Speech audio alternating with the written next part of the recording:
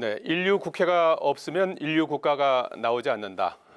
지난해 7월 취임 이후 AI 국회와 유튜브 중계 시스템 등 여러 성과를 거둔 이광재 국회 사무총장이 강조한 부분인데요. 국회 라이브 원 인터뷰, 오늘은 이광재 국회 사무총장과 함께합니다. 안녕하십니까? 네, 안녕하세요. 네. 자, 최근에 총장직 사의를 이제 표명하셨어요. 네. 그동안에 국회의원을 3번 하셨지 않습니까? 네, 17대, 18대, 21대. 네. 강원지사도 하셨고 이제 대선 출마도 하셨고 최근에 이제 사무총장을 이제 하셨는데 1년 반 동안 소회를 좀 한 말씀 해주신다면 어떤 느낌이십니까? 그래서 뭐 열심히 하느라고는 했는데 예. 그 국민 눈높이에는 미치지 못한 것 같고요. 예. 무엇보다 이제 우리 공직자들하고 하면 할 수 있다. 예. 뭐 이런 걸 열심히 한 해였던 거 아닌가 싶습니다. 예.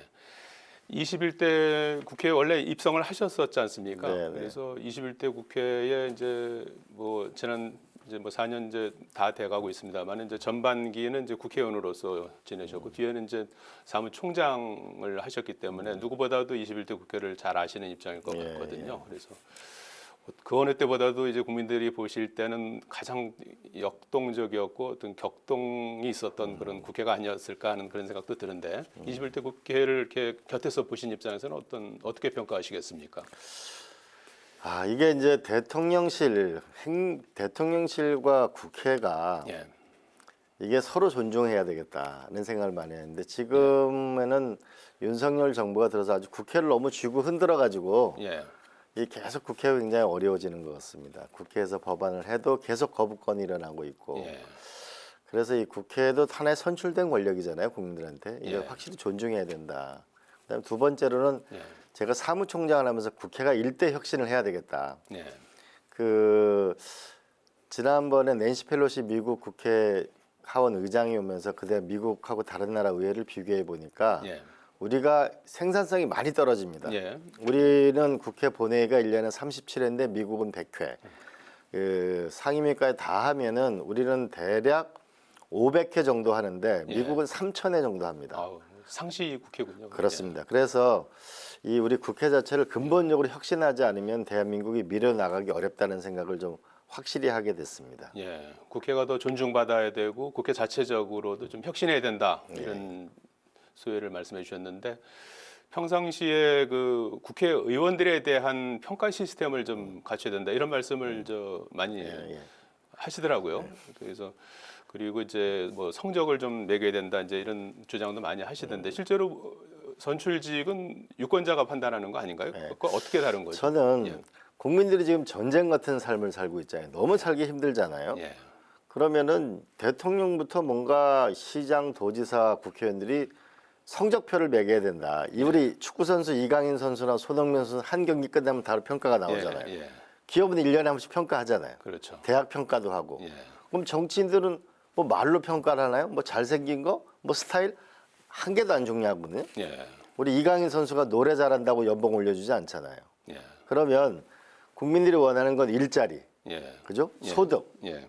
집, 보육, 교육, 의료, 노후 연금 걱정 없기, 문화생활 예.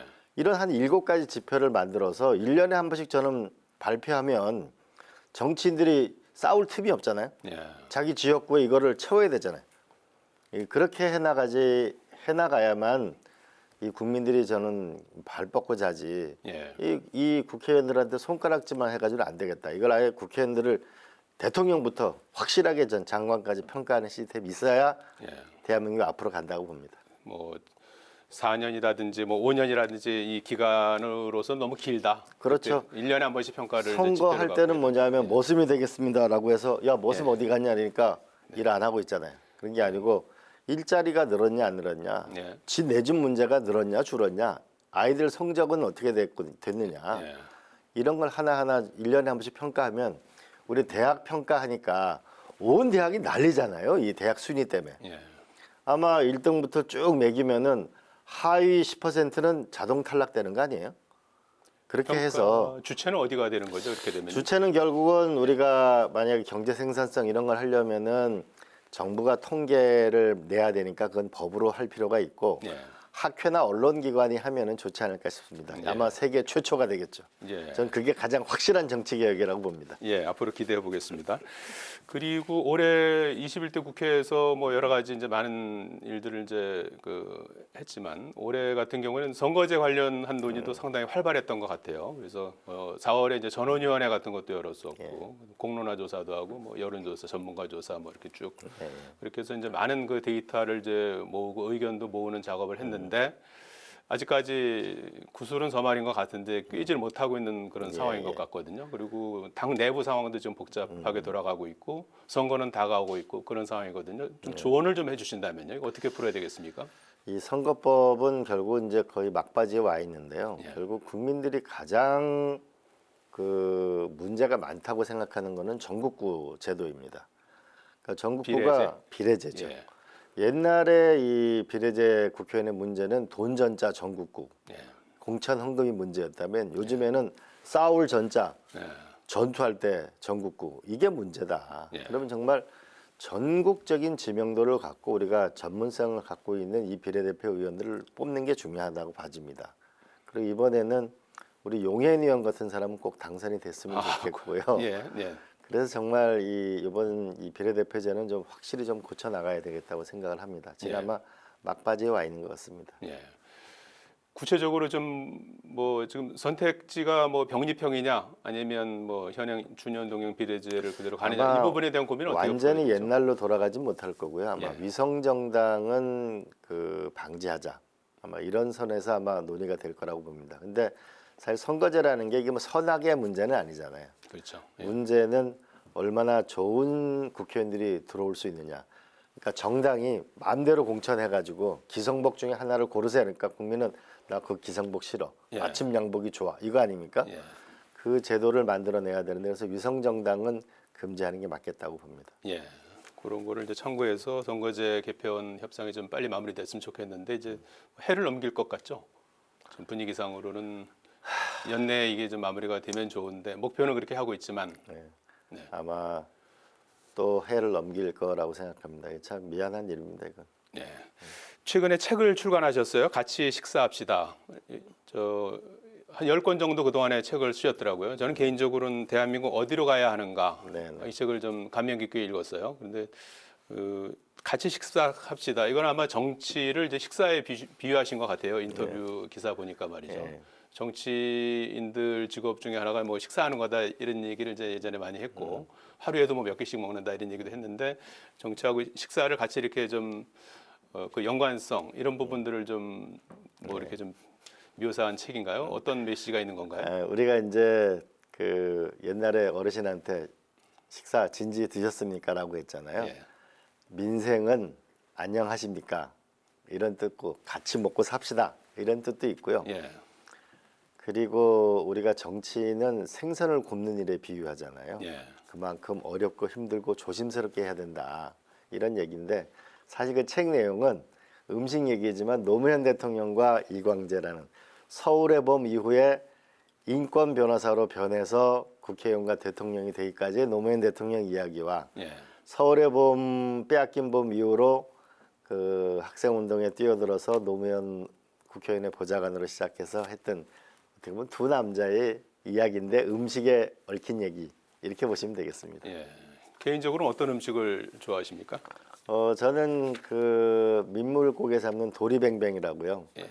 그 민물고기 잡아가지고 약간 튀겨가지고 조림 양념을 한 그걸 예. 좋아하죠. 예. 그건 정치로 어떻게 투영이 되는 겁니까? 그래서 음식이라고 하는 거는 예. 사실 정치는 지금 보면은 거의 아마추어 정권이라고 볼 수 있는데 제가 일을 해보니까 정말 굉장히 정교하고 섬세해야 될 것 같아요.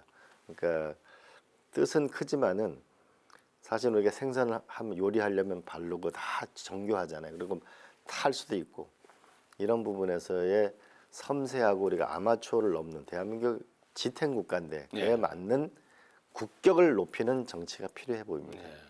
말씀하신 것처럼 이제 같이 나눠 먹는 식사, 생선을 굽는 듯한 섬세함과 이제 조심스러움이 필요한 정치 이게 이제 필요하다는 말씀이신 예, 예. 거죠. 내년 총선에서 출마 의사를 밝히셨습니다. 이제 4선에 도전하실 생각이신 걸로 알고 있는데 그때 뭐 시대 정신도 있을 것 같고요. 개인의 어떤 그런 뭐 결단, 결심 이런 것도 있을 것 같거든요. 지금 시점에서 그 출마하시게 된 뭐 계기가 있다면요? 지금 대한민국은 이 G10 국가이지만은 국민의 삶의 질은 32위 국가인 정말 전쟁 같은 삶을 사고 있는데 이 국가와 국민이 이 산업화의 위기도 있고 예.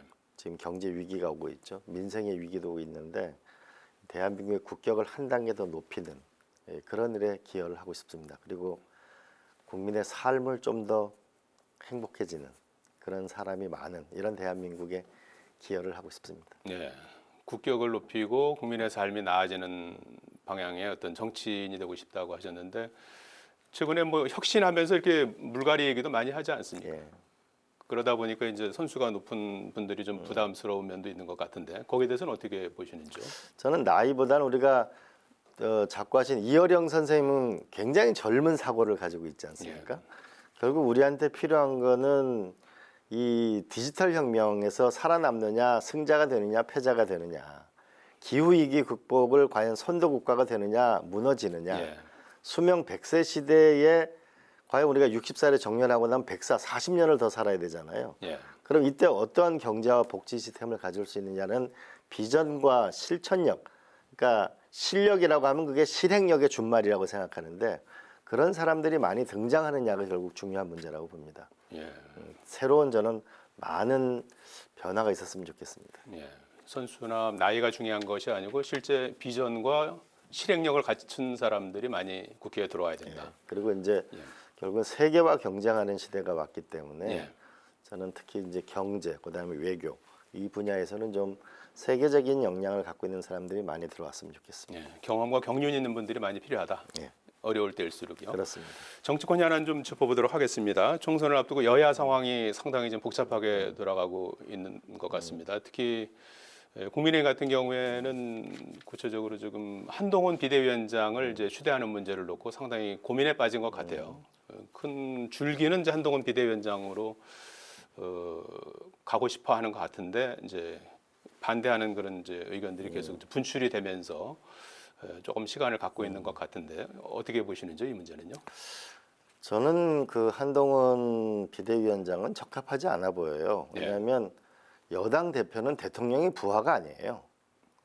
그리고 여당은 국가를 끌고 나가는 겁니다. 근데 한동훈 장관은 뭐 특별한 경력이 없잖아요. 사실 국민이 원하는 건 딴짓하지 말고 민생을 살려라. 그다음에 외교에서 좀 능력을 발휘해라. 이런 거 아닌가요? 그런 면에서는 한동훈 장관이 저는 좀 부적합하다. 나중에 선거 대책할 때 뛰어드는 건 모르지만 여당이라고 하는 거는 대한민국을 안정감 있게 끌고 나가는 지도자인데 거기는 좀 부적합한 거 아닌가 이런 생각이 많이 드네요. 그리고 저는 대통령실이 너무 여당 대표를 너무 흔드는 것 같아요. 이준석 대표 내쫓고 김기현 대표 내쫓고 이러면 안 되거든요. 그 여당 대표는 대통령의 부하가 아닙니다. 여당 대표는 대통령 부하가 아니고 민생과 외교를 좀 책임지는 그렇죠. 중량감 있고 안정감 있는 자리가 되어야 된다. 국민들이 원하는 거는 문제는 경제라니까 지금 이렇게 얘기하고 계시는 거 아닌가요? 경제 쪽으로 좀 전문성이 있는 분이면 더 좋다 이제 이런 말씀이죠. 한동훈 비대위원장 같은 경우에는 선대위 쪽으로 활용하는 것이 더 나을 수 있겠다. 그렇겠죠. 이거 지금 여당의 비대위원장은 여당을 전체로 끌고 가는 거잖아요. 나중에 선거 때 오면 모르지만.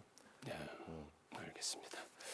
야당도 지금 이낙연 신당설로 계속해서 지금 들썩이고 있는 상황이고 혼란스러운 게 마찬가지인 것 같은데요. 연말까지 이낙연 전 대표 같은 경우에는 획기적인 변화가 없으면 갈 길을 가겠다 이렇게 지금 뭐 최후 통첩을 해놓은 상태인데 지금 초선 의원들 몇몇이 시작한 반대 서명, 신당 창당 뭐 반대 서명이라고 할까요?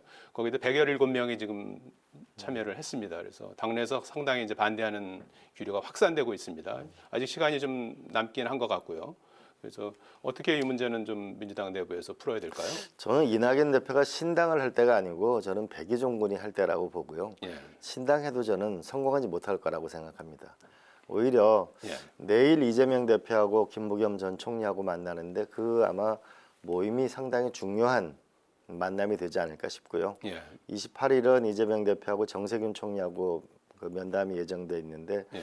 저는 이재명 대표가 김부겸 총리하고 정세균 총리 그리고 더 나아가서는 이번 선거에서는 이 정권을 심판해야 되겠다. 이런 예. 국민들의 열망을 갖고 있는 제 정당과 국민들의 연석회의 같은 걸 만들어서 국민들의 지혜를 모으는 게 중요하다고 봅니다. 저는 이낙연 대표는 당을 안 만들어야 된다고 봅니다. 예. 이낙연 전 대표까지 포함되는 연석회의는 안 될까요? 어떻게 이재명 대표가 좀 먼저 더 마지막으로 좀 노력해야 될 부분은 없을까요? 어떻게 보시는지? 저는 그 이낙연 대표가 신당 얘기를 먼저 해놓으셔가지고 예, 굉장히 좀 빨랐다. 너무 빨랐던 것 같아요. 예. 그래서 그 이낙연 대표는 이낙연 대표가 생각하는 부분을 조금 어떤 뜻인지 모르겠어요. 저는 약간 궤도를 이탈하신 상태 아닌 것 같아요. 예. 다시 돌이키기가 좀 어려운 상황으로 가 있다 이렇게 보시나요? 글쎄요, 지금 잘 판단을 잘 못하겠습니다. 그러니까 신당 얘기를 너무 먼저 해놓으시니까 결국은 우리가 이번 총선에서는 힘을 모아야 되는데 예.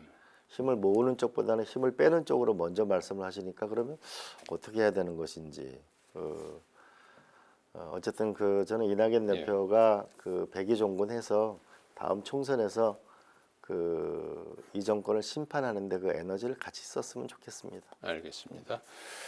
최근에 그 SNS에 그 글을 올려주셨더라고요, 총장님께서 그 경복궁 옆에 위치한 송현동 미술관 그저 옛날 미대사관 숙소. 미대사관 숙소 부지를 이제 저 이건희 전 회장이 그 기증한 그 미술품하고 이제 문화재 이런 부분을 이제 전시하고자 지금 추진했던 미술관이죠. 예. 예, 그거가 이제 상당히 진전이 됐더라고요. 예타까지 통과가 된 예. 그런 상태고 이제 추가적으로 미술관 설계에 들어가야 되는데 관련된 예산이 확보가 되지 않고 있다고 해서 그 부분에 대해서 조금 네네네. 촉구하는 그런 글 같은데요. 어떤 그 배경에서 이제 나온 건가요? 송현동에 예. 그 이건희 회장이 한 게 한 2만 5천 점 정도 기증을 하셨는데 예. 이러면 세계 5대 미술관이 되거든요. 아우, 예. 그런데 그래서 그 송현동 루블 부지- 박물관 같은 걸 갖게 되는 그렇죠. 거죠? 예. 예. 그래서 그거를 하게 되면 그 예비 타당성 조사 다 끝났거든요. 그리고 예. 문체부가 예산을 신청했거든요. 예. 근데 예산이 하나도 반영이 안 됐습니다. 왜 그랬죠? 저는 모르겠습니다. 이게 저희가 문화 강국으로 가려면 예. 결국 문화 중에 가장 큰 것 중에 우리가 뭐 영화나 드라마나 음악 같은 데 되지만 미술은 이 또 하나의 디자인이나 이런 시대를 열어갈 수 있거든요. 예. 그런데 예산이 0이고 봐서 조금 이거 뭔가 근본적인 문제가 있다라고 이건 반드시 예산이 복구됐으면 좋겠고요. 예. 그다음에 이제 또 하나는 거기에 이제 이승만 기념관을 짓는다는 그 얘기가 있는데요. 이건 제가 2003년도 그 청와대 이전할 때 제 계획을 나름 세웠었던 건데 예. 지금 사실 청와대 본관 건물이 비어 있잖아요. 예. 저 건물에다가 저는 김구 선생부터 역대 우리 지도자들 기념관 예. 단 우리 전두환 씨는 빼고 예.